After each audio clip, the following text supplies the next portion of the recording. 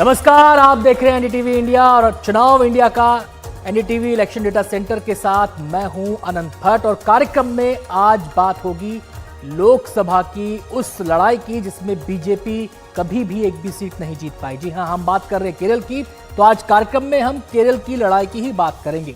देखिए, केरल के अगर चुनावी इतिहास को उठाकर हम देखें तो यहां पर मुख्य तौर पर दो ही पक्षों के बीच मुकाबला नजर आता है। एक पक्ष की अगुवाई करती है कांग्रेस और दूसरे पक्ष की अगुवाई करता है लेफ्ट मोर्चा। जी हां, एलडीएफ और यूडीएफ की यह लड़ाई है और यहां पर बीजेपी लगातार प्रयास कर रही है चुनाव में अपनी मौजूदगी दर्ज करवाने का, लेकिन बीजेपी के खाते में अभी तक एक भी सीट नहीं आई है। पीएम मोदी ने पूरा जोर इस समय लगा रखा है केरल की इस लड़ाई में, जिससे कि बीजेपी का खाता यहां पर खुल सके, लेकिन आज तक ऐसा किसी भी लोकसभा चुनाव में नहीं हुआ है। सवाल यह है कि 2024 की इस लड़ाई में क्या तीसरी धारा बहेगी?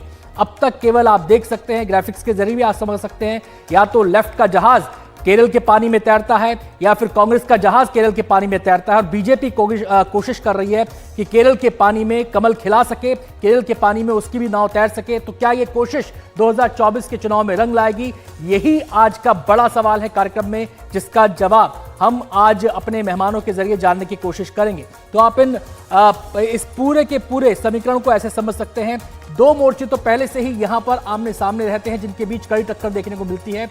और इस बार सवाल यह किया जा रहा है कि क्या बीजेपी यहां पर अपनी मजबूत मौजूदगी इस मायने में कि वो यहां पर कोई सीट जीत पाएगी या नहीं जीत पाएगी, क्या तीसरी लहर की गुंजाइश यहां पर है? तो आज भी हम चुनावी आंकड़ों के जरिए इस पूरे सीन को डिकोड करेंगे। दो खास मेहमान हमारे साथ मौजूद रहेंगे। हमारे साथ अमिताभ तिवारी जी मौजूद रहेंगे कार्यक्रम में, राजनीतिक विश्लेषक। बहुत बहुत स्वागत है अमिताभ जी आपका। इसके अलावा मनीषा प्रियम जी हमारे साथ मौजूद रहेंगी, राजनीतिक विश्लेषक। मनीषा जी, आपका भी बहुत बहुत स्वागत है। लेकिन अपने मेहमानों से इस पूरी तस्वीर को समझें, इस तस्वीर को डिकोड करने की कोशिश करें। उससे पहले कुछ बेहद महत्वपूर्ण आंकड़े केरल की इस लड़ाई से जुड़े हुए आपको दिखाते हैं, जिनके जरिए आप समझ पाएंगे कि आखिर कौन सी पार्टी कहां स्टैंड करती है।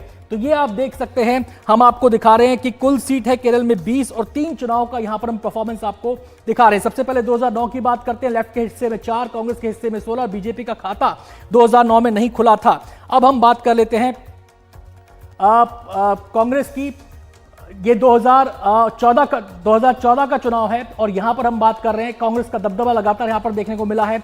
लेफ्ट के खाते में 8, कांग्रेस के खाते में 12 और बीजेपी का खाता भी यहां पर नहीं खुला था। अब 2019 की बात कर लेते हैं कि यहां पर क्या समीकरण रहा था सीटों का। तो यहां पर भी कांग्रेस का दबदबा लोकसभा चुनाव में देखने को मिला। लेफ्ट के खाते में 1 सीट आई थी और 20 में से 19 सीटें कांग्रेस ने जीती थी, जबकि बीजेपी का खाता यहां पर नहीं खुला था। अब वोट परसेंटेज के हिसाब से हम आपको दिखाते हैं कि किस पार्टी के खाते में कितने % वोट गए थे, जनता ने किसको कितना पसंद किया था इस लड़ाई में। तो अब वोट परसेंट का भी खाता आपके सामने आ रहा है। और सबसे पहले जब इस रेस के अंदर हम आपको बताते हैं कि लेफ्ट को कितना वोट मिला था। लेफ्ट को मिला था 40% वोट, कांग्रेस को मिला था 48% वोट और बीजेपी को 6% वोट मिला था। ये 2009 के लोकसभा चुनाव की रेस की हम बात कर रहे हैं। अगले चुनाव पर गौर करते हैं, 2014 के चुनाव की हम बात करेंगे। तो यहां पर एक बार फिर से आप देखेंगे कि बड़ी तेजी से लेफ्ट के खिलाड़ियों ने अपनी नाव को आगे बढ़ाया, लेकिन वो केवल 40% वोट हासिल कर पाए, जबकि कांग्रेस 42% लेफ्ट से फिर आगे और बीजेपी ने अपना स्कोर इसमें बढ़ाया और 11% वोट बीजेपी को यहां पर मिले थे। अब 2019 की हम बात करेंगे, लेकिन उससे पहले इस पूरे सीन को आप समझ लीजिए। 2019 के चुनाव का आंकड़ा आपके सामने आ रहा है वोट परसेंट के हिसाब से। और यहां पर आप देखेंगे केरल में लेफ्ट और पिछड़ा 36% वोट और कांग्रेस को 48% वोट और इजाफा हुआ। और यहां पर बीजेपी की नाव में भी इजाफा हुआ, 16% वोट यहां पर बीजेपी के खाते में आए थे।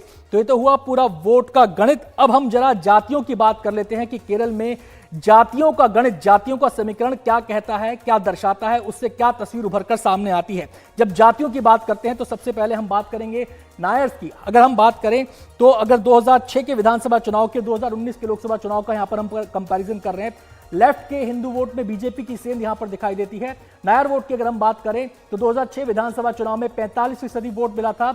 और अगर हम बात करें 2019 के लोकसभा चुनाव की, तो यहां पर 20% वोट मिला था, यानी कि 25% का घाटा लेफ्ट को यहां पर हुआ था। और अगर बीजेपी की बात करें तो 11% 2006 के विधानसभा चुनाव में वोट मिला था। और अगर हम बात करें 2019 की, तो बीजेपी को 43% यहां पर वोट मिला था, 32% का यहां पर इजाफा हुआ था। एक और यहां पर जाति आती है जिसका नाम है इजाफा, और यहां पर उस जाति का अगर वोट परसेंटेज आप देखेंगे तो यहां पर भी आपको आंकड़ों के जरिए बहुत कुछ समझ में आएगा। लेफ्ट को 2006 के विधानसभा चुनाव में 64% वोट इस जाति का मिला था, जो घटकर 45% हो गया था, यानी कि 19% का नुकसान यहां पर लेफ्ट को उठाना पड़ा था अपने इस वोट परसेंटेज में। और बीजेपी की अगर हम बात करें तो 2006 विधानसभा चुनाव में बीजेपी को 6% वोट मिला था, जबकि यह बढ़कर 21% हो गया था 2019 के लोकसभा चुनाव में। अब जरा बात कर लेते, जातियों की बात होगी, अल्पसंख्यकों पर किसकी ज्यादा पकड़ है ये आपको देखना समझना होगा। अगर हम बात करते हैं मुस्लिम वोट की तो यहां पर आपको नजर आएगा कि 2006 में 39% मुस्लिम वोट लेफ्ट के साथ था, 2019 में जो घटकर 25% रह गया। और मुस्लिम वोट के अंदर कांग्रेस कहां स्टैंड करती है यह भी देखना दिलचस्प होगा। कांग्रेस का वोट 2006 विधानसभा चुनाव में 57% था, जो बढ़कर 2019 के लोकसभा चुनाव में 70% हुआ, यानी कि दायरा बढ़ गया मुस्लिम वोटों का कांग्रेस के पक्ष में। अगर हम बात करते हैं ईसाई वोट की तो यहां पर भी आपको एक बड़ा इंक्रीज, एक बड़ा सर्च देखने को मिलेगा। अल्पसंख्यकों में कांग्रेस की पकड़ कितनी मजबूत है वो दिखाई देगा आपको। आपके 2006 विधानसभा चुनाव में अगर हम बात करें तो ईसाई वोट लेफ्ट के खाते में गया 27%, और 2019 के लोकसभा चुनाव में यह गया 30%, और कांग्रेस के खाते में 2006 के विधानसभा चुनाव में गया 67%, और 2019 के लोकसभा चुनाव में 65% वोट यहां पर रहा। तो आपने इन आंकड़ों के जरिए पूरे इस गुणा-गणित को समझ लिया कि केरल में क्या स्थिति रही है, केरल में कौन सा मोर्चा, कौन सी पार्टी कहां दबदबा रखती है, कैसे वो विधानसभा चुनाव में, लोकसभा चुनाव में अपना परचम लहराती रही है। और सबके बीच यहां पर बीजेपी कोशिश कर रही है तीसरी धारा बनने की। अपने दोनों खास मेहमानों से अब हम चर्चा की शुरुआत करेंगे। सबसे पहले मैं अमिताभ जी का यहां पर रुख करना चाहूंगा। अमिताभ जी, इस बार के लोकसभा चुनाव में केरल स्टोरी आपकी नजर में क्या कह रही है? देखिए, इस बार के भी लोकसभा चुनाव में लार्जली जो स्टोरी है वहां पर जो आपने दर्शाई है कि सीपीएम यानी लेफ्ट पार्टीज और कांग्रेस के बीच ही कांटे की टक्कर होने वाली है। जहां पर विधानसभा चुनाव में हर 5 साल में वहां सरकार बदलती रही है, हालांकि पिछली बार वो ट्रेंड टूट गया था। लोकसभा चुनाव में अगर आप पिछले 30 सालों का आकलन करें तो कांग्रेस लेड यूडीएफ ही ज्यादातर वहां पर ज्यादा सीटें जीतने में कामयाब होती है। अब अगर 1999 से 2019 की बात करें तो एनडीए का वोट शेयर, भाजपा का जो वोट शेयर है वहां 8% से 16% दुगना हुआ है। और ये किसके एक्सपेंस पे आया है? वहीं सीपीएम का जो वोट शेयर है, लेफ्ट पार्टीज का जो वोट शेयर है, वो 7% घटा है। लेफ्ट पार्टीज को जो वहां पर है लार्जली हिंदू समाज का ज्यादा वोट मिलता है, और माइनॉरिटी पार्टी जो है वो कांग्रेस लेड यूडीएफ है, क्योंकि आईयूएमएल और केरला कांग्रेस के फैक्शंस के साथ उनका अलायंस है। इसीलिए हमने देखा है कि आपने देखा है कि नायर समाज में आज भाजपा नंबर 1 पार्टी है जी। लेफ्ट के वोट बैंक में सेंध मारने में कामयाब रही है। एजावा जो ओबीसी समाज से आते हैं उसमें अभी भी लेफ्ट का दबदबा जो है वो बढ़ा हुआ है, और इसलिए भी हिस्टोरिकली वायलेंस जो है वो सीपीएम और आरएसएस के कार्यकर्ताओं में यहां देखने को मिला है, क्योंकि दोनों की हिंदू वोट पर वहां पर पकड़ है। सीधे मैं मनीषा जी का यहां पर रुक करूंगा। मनीषा जी, हम देखते हैं चुनाव दर चुनाव बीजेपी अपनी मौजूदगी यहां पर दर्ज करा रही है, और जैसा कि अमिताभ जी ने बताया, जैसा कि हमारे आंकड़े भी बता रहे हैं कि लेफ्ट का जो वोट बैंक है उसमें सेंधमारी ज्यादा नजर आती है। अगर इन तमाम पृष्ठभूमि को देखते हुए क्या इस बार बीजेपी केरल में अपना खाता खोल पाएगी?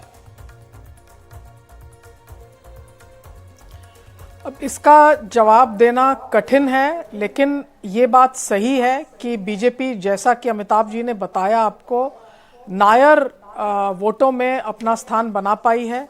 ये एक महत्वपूर्ण बात है, क्योंकि श्री नारायण धर्म परिपालन एसएनडीपी का जो मूवमेंट था, उस मूवमेंट का अब असर लगता है कम है, और वहाँ पे ज़रूर कहीं ना कहीं शहरी इलाके, खास करके कोच्चि, वहाँ प्रधानमंत्री बार बार जाते भी रहे हैं, युवाओं के कार्यक्रमों को वो एड्रेस करते रहे हैं, युवम दीपम ये सब कार्यक्रम, और अमृता विश्वविद्यापीठम जो है वो भी एक तरह से उसने बहुत सारे यूथ मीटिंग्स ऑर्गेनाइज किए हैं। तो कहीं ना कहीं एक ट्रैक्शन है बीजेपी के लिए, और एक ऐसे अर्बन सेंटर में ट्रैक्शन है जहां की आप देख सकते हैं कि वहां पे कमर्शियलाइजेशन या ग्लोबलाइजेशन का असर बहुत है। तो तिरुवनंतपुरम से ज्यादा कोच्चि में भाजपा के फुटप्रिंट्स दिखेंगे, लेकिन सीट मिलने की बात जहां तक है वो तिरुवनंतपुरम अर्बन में भी कही जाती है। तो अब देखना है कहां से बीजेपी कब सक्सेसफुल हो पाएगी। मीनवाइल लड़ाई जो है कन्नूर के इलाके में होती है, लेकिन वोट अगर मिलते हैं कहीं तो वो इन अर्बन सेंटर्स में मिलते हैं, और नायर जातियों के बीच जो है महत्वपूर्ण रहा है। और टेम्पल इशू पे भी, गुरुवायूर टेम्पल पे भी कई बार बीजेपी ने कोशिश की है कि एक फ्रैक्चर मिल जाए और वहां से वो मुद्दा बना के अपना प्लैंक जो बढ़ा सके। अमिताभ जी के पास में आना चाहूंगा। अमिताभ जी, जब बात करते हैं हम केरल की, तो जाति प्लस धर्म या धर्म प्लस धर्म, कौन सा फैक्टर ज्यादा इंपॉर्टेंट हो जाता है?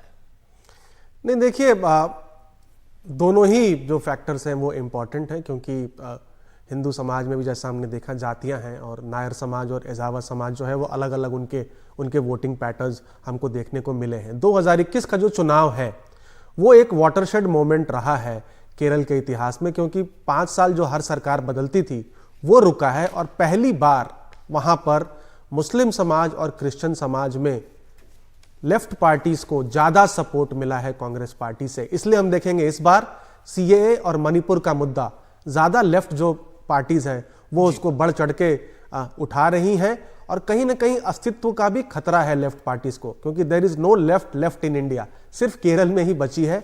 और अगर कांग्रेस इस बार वहां पर फिर से स्वीप मार देती है तो लेफ्ट पार्टीज के लिए बहुत खतरनाक बात ये हो सकती है। तभी हम देख रहे हैं कि बहुत इस बार बढ़ चढ़ के वेनाड में भी राहुल गांधी का जो है वो विरोध लेफ्ट पार्टीज कर रही हैं।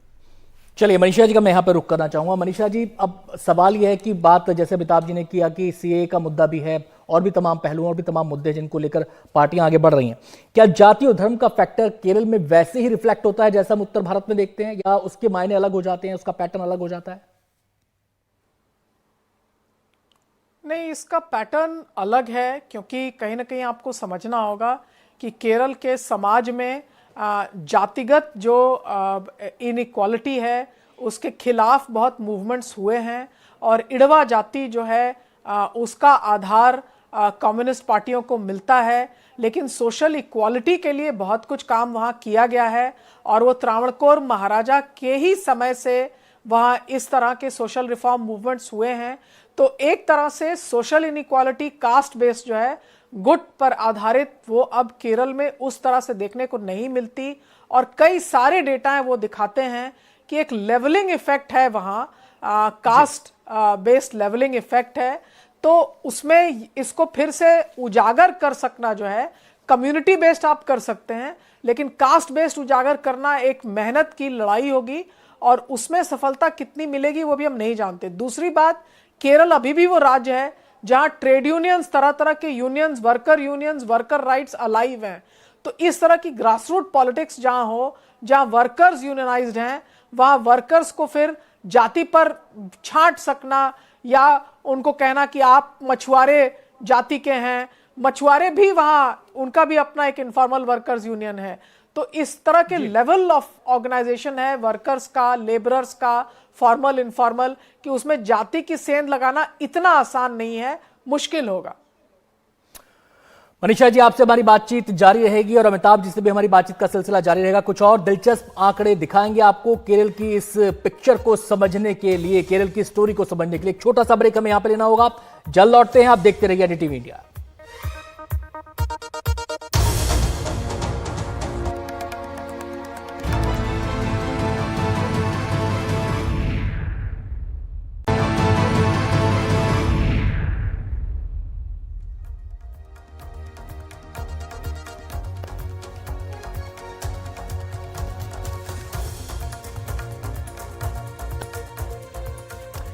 ब्रेक के बाद एक बार फिर से आपका स्वागत है। इलेक्शन डेटा सेंटर आप देख रहे हैं। केरल की आज बात हो रही है, और सबसे पहले मैं अमिताभ जी का रुख यहां पर करना चाहूंगा। अमिताभ जी, जब बात आती है चुनाव की तो वोट शिफ्ट भी होता है, इस पार्टी का वोट उस पार्टी में, उस पार्टी का वोट इस पार्टी में। अगर हम बात करें तो इस चुनाव के अंदर बीजेपी को लेकर जो कयास लग रहे हैं, वो किस पार्टी का वोट शेयर ज्यादा लेफ्ट के में सेंधमारी कर सकती है, या कांग्रेस में सेंधमारी कर सकती है, या फिर लेफ्ट कांग्रेस में सेंधमारी कर सकती है? किसका शेयर किस में ज्यादा दिख रहा है? देखिए, लार्जली जो है यहाँ पर, क्योंकि वोटिंग ब्लॉक्स जो हैं वो कॉम्प्लीमेंट्री हैं लेफ्ट और भाजपा के, तो भाजपा की तो कोशिश रहेगी कि लेफ्ट के वोट बैंक में सेंध मारी जाए, है ना। लेकिन क्योंकि मुकाबला लेफ्ट और कांग्रेस का है लार्जली, तो हम देख रहे हैं कि लेफ्ट अगर 7.5% तक कांग्रेस पार्टी के वोट शेयर में सेंध मार देती है तो वो 13 सीटें जीतने में कामयाब होगी, और इन ट्रायंगुलर कॉन्टेस्ट में 1 सीट बीजेपी को या एनडीए को मिलती हुई दिख रही है। देखिए, 5 सीटें हैं जहां पर बीजेपी को पिछली बार 20% से 30% के बीच में वोट शेयर मिला था, और इसमें लार्जली 5% से 10% से बीजेपी हारी थी।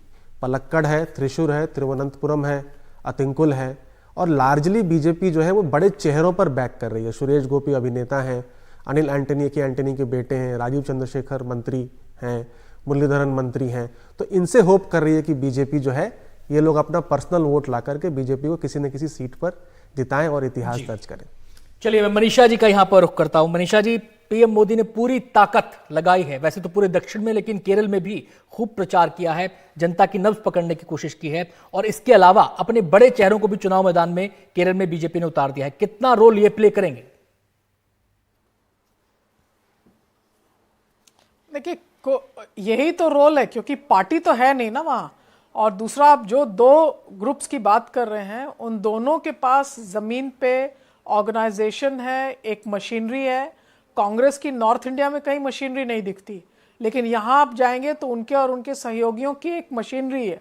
यहाँ पे जैसे आपने सुना, अनिल एंटनी का, ए.के. एंटनी के जो पुत्र हैं, उनका आना एक बड़ी बात है, क्योंकि उनके आने से हो सकता है कि ए.के. एंटनी के साथ जो कुछ लोग हों या कुछ जो ऑर्गेनाइजेशन हो, या ये नाम भी ए.के. एंटनी के बेटे चले गए उधर, इससे थोड़ी बात जो है वो इधर से उधर होती है।